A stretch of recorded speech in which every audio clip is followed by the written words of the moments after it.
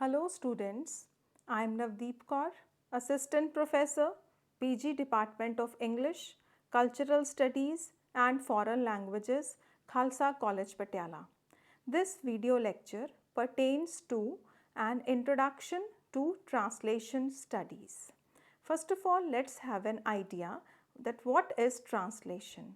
Translation is defined as a process of expressing or communicating the meaning or an idea from one language to another language.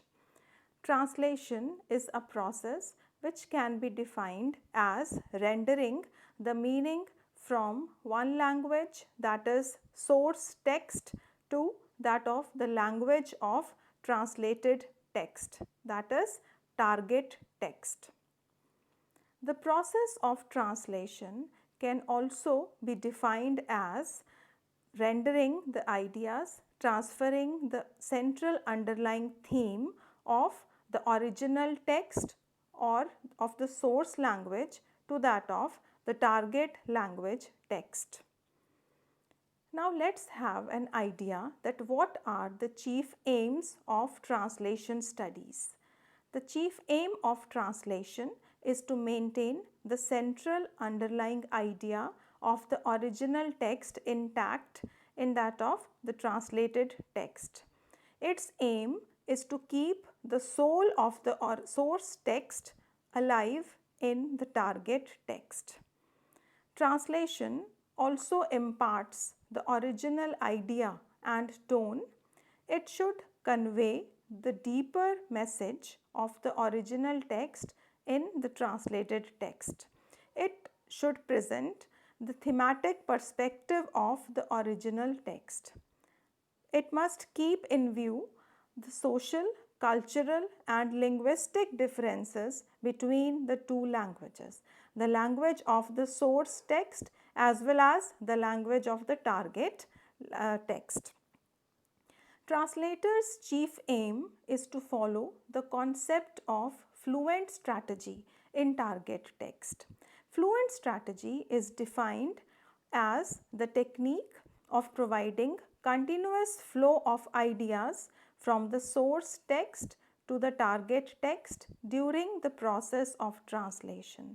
Fluent strategy vanishes the cultural as well as the linguistic differences between the original text and the work of translation. Now let's have an idea that what are the main qualities of a competent translator. A good translator should have proper understanding of both the languages. He should have thorough comprehensive knowledge of the language of source text as well as the language of target text. He must have profound knowledge of the etymological and idiomatic relationships between the two languages. A competent translator must also follow the plurivocal framework in the translated narrative. A competent translator should also adopt the concept of double bind while performing the task of translation. He should keep the underlying theme of the original text very much alive in the target text. Fluent strategy must also be used by the translator in order to enrich the language of the translation. A good translation should not be a one-dimensional process. It should not be a word-to-word correspondence endeavor. It should not follow the concept of fidelity. In a good translation, the concepts of fidelity as well as freedom should go hand in hand. A good translation can be considered as a complex heteroglossal process. Translation is a complex task which should be distinct from the traditional views existing on translation. Now let's have an idea of the traditional views on the translation studies. The traditional views existing on translation is that of fidelity to the original text. The old theory of fidelity to the original text has been rejected altogether in the present scenario. It could be based on the feudal notion of fidelity, privileging the male and reducing the original text to the subordinate female. A good translation should be transparent. Now, what does this term implies in the context of translation studies? This suggests that translated text should not block the light of the original text. Rather, translation should have the echo of the original text.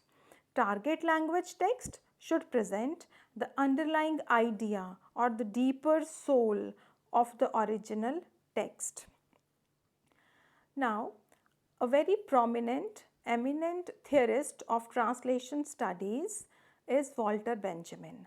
Walter Benjamin, in his essay, The Task of the Translator, suggests that translation, apart from providing information, also serves the process of expressing the central reciprocal relationship between the languages. There is a central kinship of languages. This implies that the language of the source text and that of the target text are not strange to one another. Both the languages are interrelated to one another as their intentions, their central underlying ideas are similar to one another. According to Walter Benjamin, a real translation should be the combination of literal rendering of syntax and the freedom of linguistic flux. This means that in a good translation, both the concepts freedom as well as fidelity, literalness as well as the freedom should go hand in hand.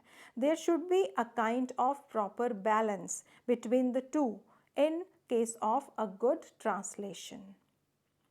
Lawrence Venuti, in his essay Rethinking Translation, Discourse, Subjectivity, Ideology, says that the very act of translation is the site of multiple determinations and effects. This means that there are several interventions in the process of translation. Translated work can be influenced by these interventions without hampering the central idea of the original text. Now, let's have an idea that what are these interventions with regards to the process of translation. There are several interventions in the translated narrative. Now, what are these interventions? Intervention of the translator through the addition of notes in the target text. Sometimes we find that towards the end of the concluding part of the translation, sometimes translator mentions certain notes, certain explanations at the end of the translated text. Intervention of the translator through the explanation of various aspects within the narrative of the translated text. Now, another intervention is that intervention of the social, political, cultural, economic and linguistic conditions of the region to which the translator belongs. Now, these are various interventions which can be used by the translator in his work, in the target text. Now, heteroglossal translation. What is heteroglossal translation? Due to the cultural and linguistic variations, the process of translation today is no longer understood as pure or having fidelity to the original text. Rather, it is a dynamic process. It is a dynamic heteroglossal process that involves both cultural specificity and transformation. In postmodern and multicultural times, a translation of a text can be understood in Bakhtin's sense as heteroglossal. Now, heteroglossia. What does this term, this concept of heteroglossia means? The term heteroglossia suggests that there should be a kind of mixture of languages in a dialogue or translated narrative. If the nativity or the originality of the source text is to be preserved, then its local or dialect effects shall have to be retained by using the original words. This retention will also enrich the language in which a text is being translated. Otherwise, what will happen? Otherwise, the translation will become an act of hegemonization or subordination to the language of power. Now, let's talk about the relationship between translation and culture. Translation opens dialogue between various cultures, languages, and literature. Translation can be regarded as a process of cultural exchange. The translator is an agent of transferring cultural customs and beliefs from one language to the other language. The translation of significant works help to contribute to the understanding of the cultural ontologies of the other. Language is an important factor that links different cultures. Translation plays a significant role in transferring cultural concepts between two or more languages. Therefore, translation is one of the essential, fundamental, and adequate ways of transferring culture. Translation can make a culture universal and general. Translation serves as an important tool in cross-cultural exchange. Thank you.